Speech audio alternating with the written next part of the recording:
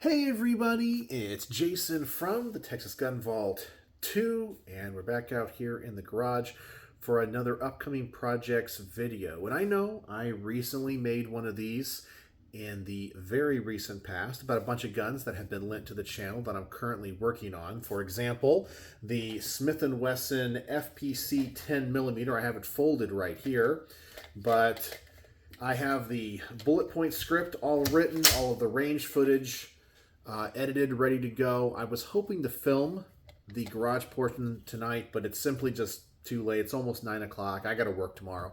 But I have everything set up, camera ready to go. So tomorrow when I get home, I will probably begin working on this bad boy. But I have something into the channel for review that is a little bit different than the stuff that I normally work on, because most of the stuff is lent to the channel, but this was given to the channel from a company, not an individual. And I've mentioned in the past on this channel that this is a company that initially I thought I was not going to work with because they would not agree to my terms, which is I always have to be honest with my viewers. And they also wanted me to initially acquire it by purchasing it, and then they would reimburse. And I am not about that because I can't trust anybody. I've actually been burnt one time on a very small little flashlight in the past, where an Amazon seller for one of the companies I've reviewed stuff for was like, buy it. Well, never got it. So I was like, no, I got burned. It was for $15. So I wasn't upset. And it was a flashlight that worked and I kind of like. So as I said, it wasn't the end of the world or anything. But I should also mention that if you're watching this video, this is not a review. This is the caveat. This is the Texas Gun Vault 2, which implies there's a Texas Gun Vault 1, which is just the Texas Gun Vault, link in the description below, and that is where you can see all of my properly filmed and edited videos with much better equipment than just using my cell phone. But this is a channel for my biggest fans, and so I am going to be putting this pistol into the queue, and I'm going to try to put a rush on this one because, as I said, they sent it in, and I don't want to keep them waiting for too long. So I just got it from my dealer, and my FFL called me and said, hey, it's in. So it's from a company called, I believe it's pronounced Derya, D-E-R-Y-A. And based off of the information that I have seen on their website, they seem to offer, I think it's like a Walther P99 clone, kind of like a Canic, I think is what it is. And they also offer some Beretta 92 clones. These are made in Turkey, and I had never heard of this company before. So let's take a look at this and actually see what comes in the box. And as I said, I'm going to do the proper review. So this is going to go to the range with me the next time. And the biggest question I actually have about this pistol is, are the dimensions of this more like I think it's called the Gearson Regard, which I think yes, I have done a range report on it, if that's the name of it. Anyway, it's like Turkey's version of the Beretta 92. It actually has an NSN number. The thing is that the slide and the frames are not compatible with real Beretta 92s or M9s. The dimensions are different. So I'm curious if this gun, which obviously looks like a Beretta M9 or 92, is compatible with the original Beretta designs, or is it like the other ones that are made in Turkey? It comes with one magazine and a cleaning rod and a brush. And honestly, it looks like a Beretta 92. I have not had a chance to go get it out, or like a 92 out of the safe, and compare it side by side yet, but as it sits here on the workbench, it seems to be pretty good and close. It's an F-type, so we do have the safety decocker. I do like the grips on this pistol. I like that texture, but it seems to be a Beretta 92FS clone. Some pros going for it. It looks like the barrel is chrome lined. I believe the magazines are Beretta 92 compatible. This is a 17 round capacity one. I mean, it looks like an M9.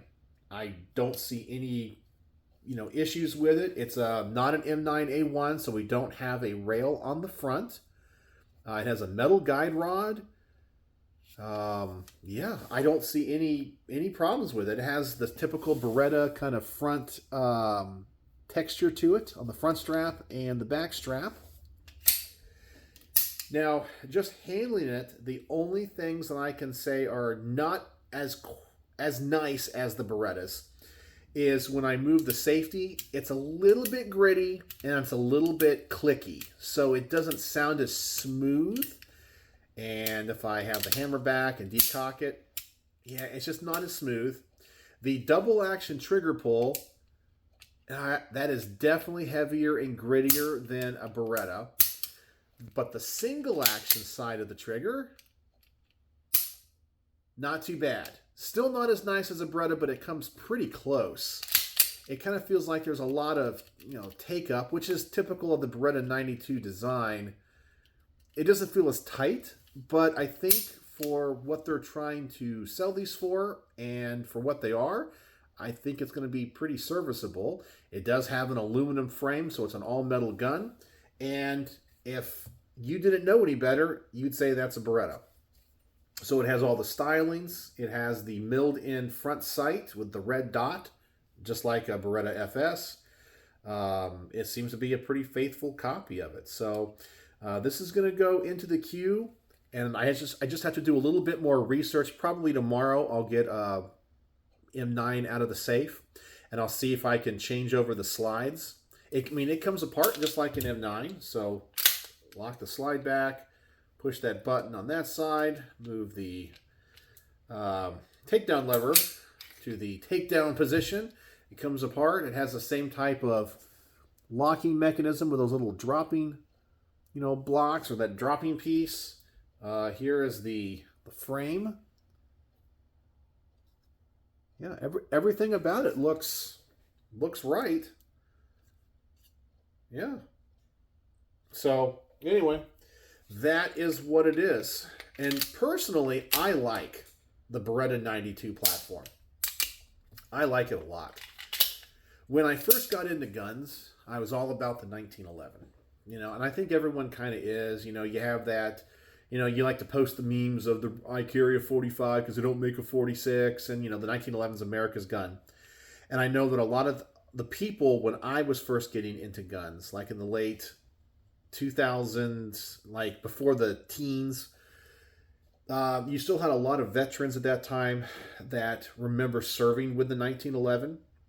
I think they changed over in 84 to the M9. And of course, it was controversial at the time. But it seems like a lot of the people that are veterans of the U.S. Armed Services that carry the Beretta like them. And I'll tell you, it kind of won me over. The more I've shot them, I shoot them pretty well. I like their design. I like them. So all of the other kind of M9 92FS clones that I have reviewed, even the ones from like South Africa, the Gearson was nice. I just look at it as a gun you really can't mess up. You really can't, So I think this is probably going to be a pretty good review. The only thing we're going to have to wait and see is its accuracy and how this kind of gritty trigger affects the shooting experience. But here on the workbench, there's some things I really like about it because it's a faithful copy of an old style, 92FS. And there's a few things about it that maybe we need to address. As I said, like the grittiness of the trigger, the safety, but it's not bad. It's not bad.